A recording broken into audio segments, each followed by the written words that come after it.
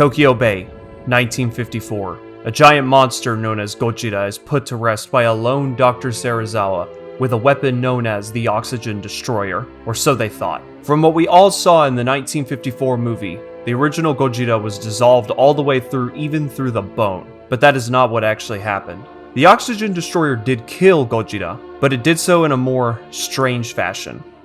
In this story and in Shogo Tomiyama's original pitch, what actually happened was that the Oxygen Destroyer was a weapon of time. Using some form of time manipulation, the Oxygen Destroyer sent the original Godzilla 10,000 years into the far future of 11,954, resulting in a very strange death of extreme aging.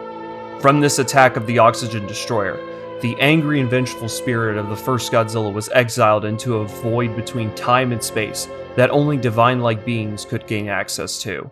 Jumping forward 38 years later, however, the entity that we will be calling Ghost Godzilla from now on would have his exile in the void cut extremely short, as in 1992, Mothra would attempt to seal off the current Heisei Godzilla using a magic seal over the open ocean to honor Batra's demise, but also to keep Godzilla locked away. Little did she comprehend that she would accidentally open a small door into the void, a void home to the atomic devil itself. Godzilla would stealthily swim back to Birth Island, as Mothra would fly off into deep space to stop the meteor that Batra was destined to destroy. For a couple of months following the events of Godzilla vs. Space Godzilla, the Earth would remain at peace until one dark and ominous night. The waters of Tokyo Bay would radiate a ghastly and dreadful aura. Waves began to form as suddenly the original Godzilla would explode from the waters, but now glowing blue and seeming hollow. Its roar cried out as it sensed two very similar life signatures coming from an island nearby. Its glowing body began to plummet into the depths of Japan's waters as it made its way to Birth Island. Ghost Godzilla saw a challenger for the title of King of the Monsters, and a host to give it flesh once more. Suddenly, news reports and strange energy readings started showing up on G-Force headquarters radar. The main human characters we follow in this story are Miki, Meru, Takayuki, Sho, Koji, and Akira. Miki and Meru can sense a sudden yet strangely familiar presence appear out of nowhere. They don't know of its origin, but they can sense it's a malevolent energy. Meanwhile, Koji and Akira have been tasked with piloting G-Force's new superweapon alongside Sho Kuroki.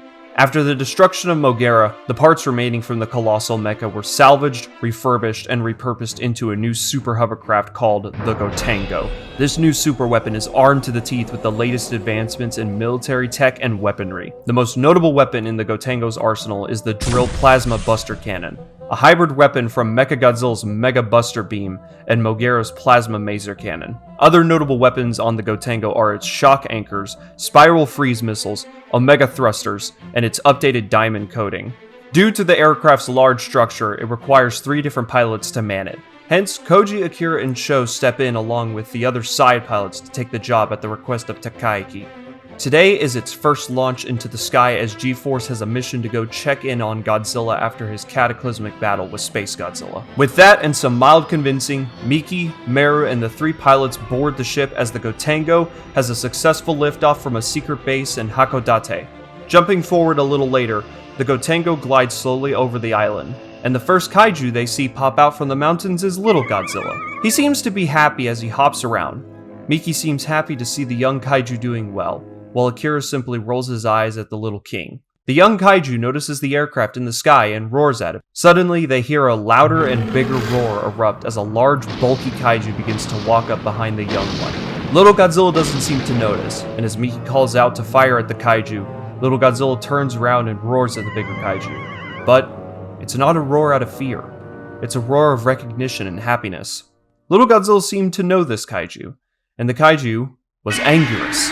Most of the crew seemed confused before Akira spoke up. Can't you see? The little guy made his own kaiju friend. Good. Gets him off my back if we land. However, Meru doubts whether Anguirus is just a friend to Little Godzilla. Regardless, they think it would be a good idea to follow Little Godzilla as he's walking in a direction that leads up a mountain. Miki watches as Anguirus acts as a sort of bodyguard for the Prince of Monsters. Little Godzilla and Anguirus trek up to nearly the top of a mountain, as the crew finally sees Godzilla resting on a large cliff on the mountain. Little Godzilla jumps onto the sleeping king as he is woken up. Godzilla and Anguirus grumble and roar at each other as Anguirus nods his head before lumbering back down the mountain. Godzilla and Little Godzilla would communicate with each other as Godzilla struggled to get up. This is when Miki could sense that his thoughts were becoming slower and more foggy, and she could hear his heartbeat had slowed down. Miki tells the others about this revelation, and Sho grabs a reading on Godzilla's energy and radiation readings along with his vitals. The results pop up and are compared to the last time they got a scan of him. His energy readings have dipped significantly lower and seem to continue to decline. Godzilla is slowly dying. Some of the scientists at G-Force listening in speculate that overexposure to radiation and overusage of his powers may be slowly killing him from the inside. But there's no time to speculate now as the Cosmo Twins appear inside of the Gotengo to warn the crew aboard the airship. A dark, non-corporeal force of nature has just emerged onto the Earth and is looking to challenge Godzilla for dominion over the planet. Its name is Ghost Godzilla. A chilling sensation drowns over the Gotengo and everyone who is listening in at G-Force HQ. The twins explain that this new threat is the vengeful soul of the first Godzilla, and how Mothra may have accidentally opened up a tear in the earth that allowed Ghost Godzilla to enter through. The twins do not think that Godzilla can take on this threat alone, so Mothra is currently on her way back to the Earth as they spoke. She'll arrive on the planet shortly. As the twins finish their explanation, Godzilla's roar can be heard outside as he is fully up and making his way to the shores of Birth Island. The crew aboard the Gotengo assumes it's because of Ghost Godzilla, and a news broadcast put on by Akira proves that correct. Unknown glowing Godzilla wreaking havoc in Hong Kong is what the title of the news broadcast says, as they see a towering Ghost Godzilla absorbing multiple streams of light blue energy as people drop dead like flies and buildings begin to crumble around the spirit. The ghastly kaiju then let out a black atomic breath, and buildings simply dissolved if its corrupted beam simply grazed them. Ghost Godzilla continued his rampage as he walked through the buildings, and they would be set ablaze behind him. The JSDF sent in their fighter jets and tanks, but it was ultimately futile, as any form of cannon fire would simply phase through the kaiju, potentially also hitting a building next to the spirit. Ghost Godzilla would obliterate the military forces trying to stop him with one singular swipe of his corrupted atomic breath, and then let out a horrifying shriek. In response, a booming roar caught the ghost's attention, and it saw Godzilla rise up from the waters of Hong Kong to stare Ghost Godzilla down. Godzilla didn't know what to think of this new threat, but it wouldn't matter as Ghost Godzilla would be the first to strike with his atomic breath aimed right at Godzilla's face. The King of Monsters narrowly dodges the attack as his head is grazed, and the attack explodes on impact. Godzilla roars out in confusion as the spirit charges in. The fight rages on as Godzilla can't get a single attack in. Ghost Godzilla simply phases through the king, and when doing so, it slows Godzilla down a lot, making him an easier target. Slowly, Godzilla is beaten down into a state where he can barely stand up. This first fight reaches its climax as the two get into a beam battle. Godzilla gives it everything he's possibly got, but in the end, it's ultimately useless as Ghost Godzilla easily overpowers his beam and melts a hole straight through Godzilla's chest. Hong Kong, G-Force, the Gotengo, and the whole world fall silent for a moment as Godzilla lets out a hollow roar before falling down to the earth and going still. Neither Miki nor Meru can hear his thoughts or heartbeat anymore. Godzilla is dead, and Ghost Godzilla won. However, this came at a cost as Ghost Godzilla would groan, and his ghostly glow would flicker for a minute. As the sun crept up over the horizon, Ghost Godzilla's body began to burn. Letting out a roar in pain, it would quickly dive into the depths of the ocean, where light couldn't reach. Its glowing form would quickly make its way to Birth Island for the other life form it could sense. It needed a physical body to survive while the sun was out. Back on Birth Island, the sun was barely coming out. Little Godzilla was sleeping near the spot where Godzilla had been laying down at earlier, while Anguirus slept in a cave nearby. On the shores of the large island, a ghastly blue light had emerged from the waters as it hid in the shadows and dark corners of the trees and rocks. In the shadows of some mountains nearby Anguirus, Ghost Godzilla fully materialized, and the blue glow that emitted from his body woke up Anguirus. The armored kaiju noticed the glow coming from around the mountain and got up to investigate. Moments later, Little Godzilla would be woken up by the shrieking of Anguirus coming from the mountains. The young kaiju would then hear what seemed to be his father calling out to him as he heard a familiar roar. Little Godzilla would walk down to where he thought he heard Godzilla until he started to hear a strange contortion sound. The sounds of flesh and bone twisting and twitching until it stopped. Little Godzilla would tilt his head in curiosity, but his eyes would then glow red in fear at what he was seeing.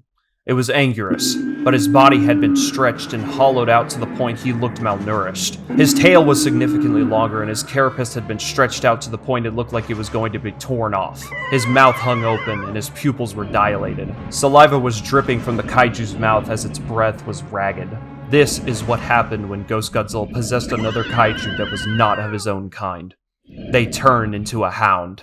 Needless to say, little Godzilla was horrified by this angriest hound and began to run away in horror. Sadly, however, he didn't get far as the hound caught up to him quickly and bit down on the young kaiju's neck. Similar to in Godzilla Raids Again. Little Godzilla roared out in pain and terror, but then suddenly his eyes stopped glowing red, and the pain became numbing. From within Anguirus Hound's mouth, several glowing tendrils coiled around the young kaiju and injected themselves into him. Ghost Godzilla finally had gotten the host he craved. Once the possession process was finished, Anguirus slowly morphed back to normal and fell to the floor unconscious. Suddenly, little Godzilla began to twitch and grow in size. He grew so fast that the young kaiju's biology couldn't keep up and tore into nasty stretch mark-like gashes on his chest, arms, legs, and tail. After a short moment, little Godzilla had grown all the way up to 100 meters, and in the tears of his body radiated a ghostly blue energy. Ghost Godzilla had his new body. The possessed Godzilla would let out a horrifying shrill as a red sun rose up over the horizon. Ghost Godzilla walked back down into the waters of Birth Island as he made his way to the most populated city in Japan to feast on more souls. The rooms at G-Force HQ had fallen into a silence as no one knew what to do at this point. Miki tried desperately to sense Godzilla's thoughts, but all there was to hear was silence. Takaiki would break the silence with the order to research what they could about this new threat, how to neutralize it and its whereabouts. Days would pass as research is done on Ghost Godzilla, such as its element composition, strength and abilities, its origin, and potential ways to defeat it. During this period, they also got new footage of Ghost Godzilla in his new body, and Miki is clearly distressed and horrified that something so vile could happen. Ghost Godzilla was a demon hell-bent on revenge with no limits. Miru would calm her down and reassure her that they would save the young kaiju. Later, the Cosmo Twins would materialize in G-Force HQ with new information. Some of the people in the building were shocked to see the twins but remained quiet. The twins would reveal that Mothra was on her way back to Earth as they spoke, and she would arrive tonight to bring back Godzilla from the dead. In return, Godzilla would help work with her to defeat Ghost Godzilla, along with other threats that would arise in the future. The entire room is speechless until Akira speaks up to ask if Mothra can really bring him back to life. Jumping forward to that night, Mothra enters Earth's atmosphere and soars over the Pacific Ocean. We see the efforts to rebuild what was left of Hong Kong have already begun, as Mothra spots Godzilla's still body laying in the water. She circles around him as gold and blue light particles begin to shower down on Godzilla. As electricity begins to pulse on Godzilla's body, his wounds heal over and the hole in his chest forms into a large scar. Suddenly, the King of Monsters would open his eyes as they glowed atomic blue. He would rise up and let out a thunderous roar. He looked around before seeing Mothra on top of a building. The two kaiju would roar at each other for a bit before the Cosmo Twins appear on top of Mothra to speak to Godzilla. Using a similar form of psychic powers, they would tell the king that this threat had taken little Godzilla's body, and that Mothra would help him face against Ghost Godzilla, as he would not be able to take him alone. Godzilla would growl at this remark, and so the twins would bow to Godzilla and would plead again for his assistance. Godzilla would hesitate before roaring and turning around. The twins sigh in relief as they turned to Mothra and said their blessings to her. Mothra would lift off and follow Godzilla. The final battle was underway.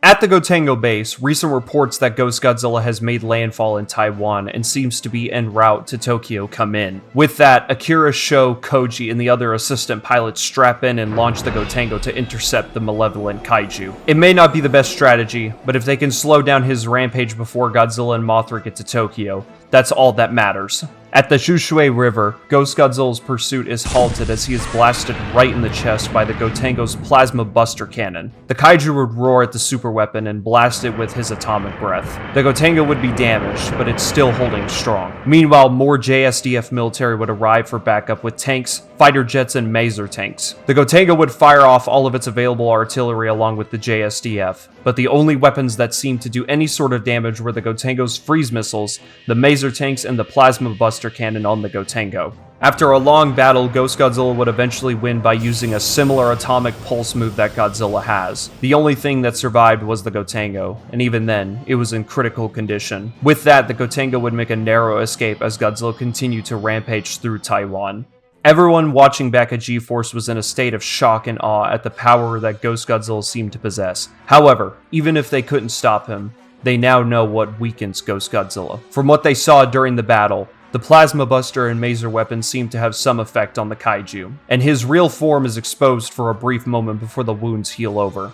With that, Takayuki makes the decision to not have the Gotengo return to base and to follow Godzilla and Mothra. There is hesitation at first, before Akira agrees and activates the Omega thrusters towards the two kaiju. He knows that this may be the final battle for Godzilla, and they need to give it everything they can possibly give. A little bit of character development for Akira to move on from his past and set it aside for the greater good. With that, a strategy is made. Send an immediate mass evacuation to Tokyo, and with the help of Godzilla and Mothra, use all available Maser weapons the JSDF possesses to try and separate Ghost Godzilla from Little Godzilla for long enough until the sun comes out.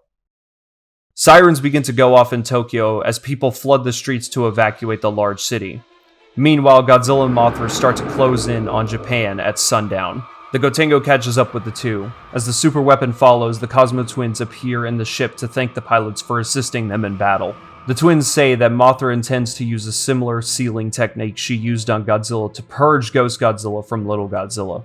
For that to happen, they need to help the Gotengo freeze Ghost Godzilla in place. The three comply as they see Tokyo on the horizon. Back at G-Force HQ, Miki can sense Godzilla's energy and thoughts. But regardless of Mothra's help bringing him back, she can sense he's still slowly fading. Regardless of whether they win this battle, this will be Godzilla's final fight. Night falls over Tokyo as evacuations are still underway, but mostly finished. Ghost Godzilla surfaces in Japan and walks right into the heart of Tokyo. The kaiju looks at Tokyo Tower before letting out a roar that scans for any life forms nearby. In the surrounding area, there was nothing. Enraged, Ghost Godzilla is about to let out an atomic pulse before being stopped by a familiar roar. In the distance, the malevolent kaiju can see Godzilla, Mothra, and the Gotengo making their way towards him. Ghost Godzilla roars and both opposing sides charge at each other. The final fight is long and grueling. With his insane powers and abilities, Ghost Godzilla proves to be the strongest opponent any of them have ever faced. Eventually, the JSDF also joins in, and it's an all-out war. Using tricks and illusions of Little Godzilla, Ghost Godzilla mentally breaks Godzilla in a state of confusion and grief. Godzilla doesn't know what's real anymore. With this, Godzilla uses his black corruption breath to physically tear Godzilla apart. But with the help of Mothra and the Gotengo uses its freeze missiles to hold Ghost Godzilla in place as Mothra circles around him and exerts her divine energy to essentially exorcise Ghost Godzilla, casting a spell to separate Ghost Godzilla from Little Godzilla's body. Along with Godzilla's atomic breath, they slowly begin to chip away at Ghost Godzilla. G-Force watches on with held breath. The fight starts to turn in our character's favor until Godzilla falls down as his body begins to transform into something similar to burning Godzilla. G-Force didn't know what was happening to him, but there wasn't time as Mothra flew over to Godzilla to help him, as Ghost Godzilla's body pulsed with red lightning, and it accumulated in Ghost Godzilla using his own red spiral ray, setting Mothra on fire as she crashed on top of Godzilla. Ghost Godzilla would then fire off a barrage of red spiral rays at the two kaiju, as a massive explosion goes off. Mothra's scales and arc lightning would emit from the fire before dying out. The Gotengo and G-Force's HQ fall silent until the Gotengo bashes right into Ghost Godzilla, knocking the kaiju down. The super weapon would then fire off all of its artillery by the three enraged main pilots. Regardless of the damage it does to the kaiju, it proves to be useless as Ghost Godzilla fires off another red spiral breath, putting the Gotengo into severe critical condition as it crashes down to the earth and shuts down. It truly does seem like all hope is lost now. Ghost Godzilla would roar out in victory as he emitted an atomic pulse to destroy everything in Tokyo. As the crew inside of the Gotengo would scream out in fear, they were then confused as nothing happened. From their view, they saw the energy and atomic pulse of Ghost Godzilla being absorbed into one spot. From the fire, Mothra's wings exploded in a spiritual form before dissolving as Godzilla rose up with glowing white-hot markings on his body. His eyes glowed a deep red, and the scar on his chest pulsed with a red energy. As his body was going into meltdown mode, Mothra's divine energy had transferred into his body, not only stabilizing him, but also giving him a new powerful form. This was Burning Exorcist Godzilla. Ghost Godzilla was in a state of shock and rage. Godzilla roared at him as his body exploded with a red pulse of divine gamma energy. The moment this attack landed, Ghost Godzilla's true form began to fully separate from Little Godzilla's body. Godzilla would let off another divine pulse, and then another, and another. With each pulse, he walked closer and closer to Godzilla. When Godzilla was in grabbing distance, he grabbed Ghost Godzilla by the neck. And to his surprise, in this form, he was actually able to hold on to the ghostly kaiju. So with another divine pulse, he yanked him fully from Little Godzilla's body and dragged him out into the full sunlight by the neck. Ghost Godzilla shrieked out as his body began to dissolve. Godzilla ripped Ghost Godzilla's lower half off and tossed his legs to the side. His lower half would burn up and dissolve in a matter of moments. Godzilla would then bring Ghost Godzilla's head right up to his, and his spines began to glow red. With one final growl from Godzilla and a pleading roar from Ghost Godzilla, the king of monsters would fire off a point-blank red spiral ray right at Ghost Godzilla's face, completely destroying the malevolent kaiju, once and for all. G-Force HQ and the Gotengo cheer on in victory before falling silent again as Godzilla falls to his knees. Miki can sense his thoughts and energy now, becoming even more foggy than ever. They watch as Godzilla in a similar burning form walk over to Little Godzilla in this new body. He can sense that Little Godzilla is on the verge of death due to his body going through an accelerated growth. He presses his snout against the young, overgrown kaiju's body before Godzilla's body begins to wither and dissolve. Thanks to Mothra's energy, Godzilla won't go full nuclear meltdown mode, but he will still die from overexposure to nuclear radiation. As he began to wither away, Godzilla transferred the remaining bits of his energy into Little Godzilla. With that, Godzilla would dissolve all the way through, even his skeleton, turning only into a massive cloud of dust and electricity. G-Force and the Cosmo Twins on Birth Island would mourn the loss of Godzilla and Mothra. The world fell silent before Akira said that a large mass of radiation had just appeared where Godzilla once was. As they shared their camera feed, they saw a large mass standing in the cloud where Godzilla was, roaring a familiar roar. The clouds cleared to show Little Godzilla in his newly adjusted body, roaring in the sunrise. The end of one story and the beginning of another, as the torch had been passed down to Little Godzilla, who is now the Earth's new Godzilla.